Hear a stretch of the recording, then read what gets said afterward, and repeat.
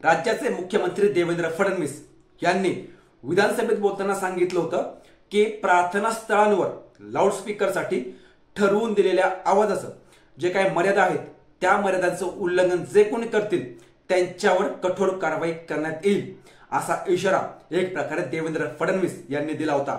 तसंच या प्रकरणात बोलताना देवेंद्र फडणवीस यांनी केंद्र सरकार आणि न्यायालय यांच्या आदेशांचे दाखले देत मार्गदर्शक नियमांचं काटेकोरपणे पालन करावं लागेल असं सुद्धा म्हटलं होतं।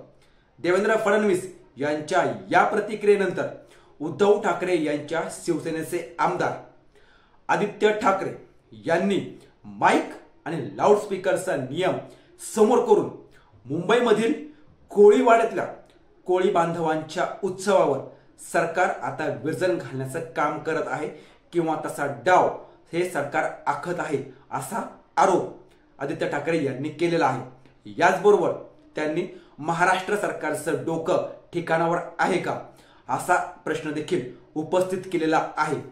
नेमकं आदित्य ठाकरे यांनी सरकारला असा प्रश्न का विचारला जाणून घेऊ या व्हिडिओच्या माध्यमातून।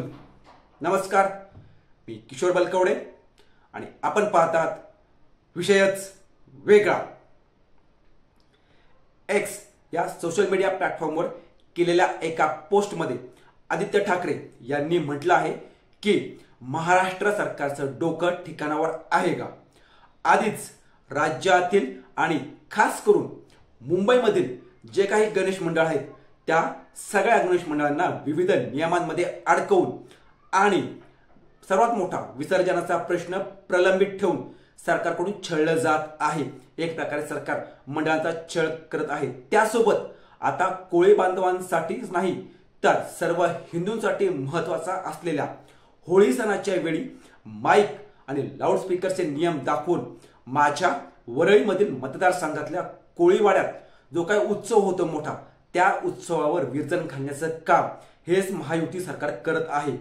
आपल्या पोस्टमध्ये आदित्य ठाकरे पुढे असंही म्हणाले की या सरकारला मराठी माणसांच्या सणांविषयी एवढा प्रचंड आकस का आहे हे अजूनही कळत नाही।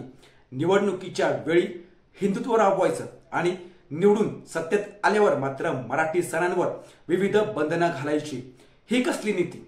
नेमका हा वाद सुरू झाला तो 2 दिवसांपूर्वी विधानसभेत मशिदींमधील लाऊडस्पीकरचा मुद्दा उपस्थित करण्यात आला होता। त्यावरून लाऊडस्पीकरमुळे होणारं ध्वनी प्रदूषण त्याचबरोबर नागरिकांना होणारा त्रास हे आता धोकादायक बनलं आहे।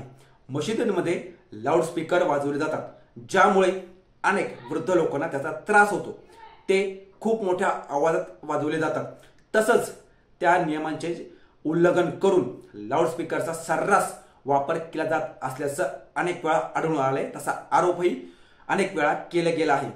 याला उत्तर देताना मुख्यमंत्री देवेंद्र फडणवीस हे म्हणाले होते की केंद्र सरकार आणि न्यायालय यांच्या आदेशानुसार प्रार्थना स्थळांवर लाऊडस्पीकरसाठी असलेल्या मार्गदर्शक तत्वांचं जे काही बनवलेले आहे त्या तत्वांचं काटेकोरपणे पालन हे संबंधित लोकांना करावं लागणार आहे। नियमांचं उल्लंघन करणाऱ्यांवर आता शासन कठोर कारवाई करणार। तसंच रात्री 10 ते सकाळी 6 या वाजेपर्यंत कोणालाही लाऊडस्पीकरचा वापर करता येणार नाही, तो कोणीही करू नये। सकाळी लाऊडस्पीकरसाठी परवानगी असलेली आवाजाची मर्यादा ही 55 डेसिबल आहे आणि ती काटेकोरपणे पाळणं हे बंधनकारक आहे। असेच रोजच्या रोज नवनवीन व्हिडिओ पाहण्यासाठी आमच्या चॅनलला सबस्क्राईब करायला विसरू नका।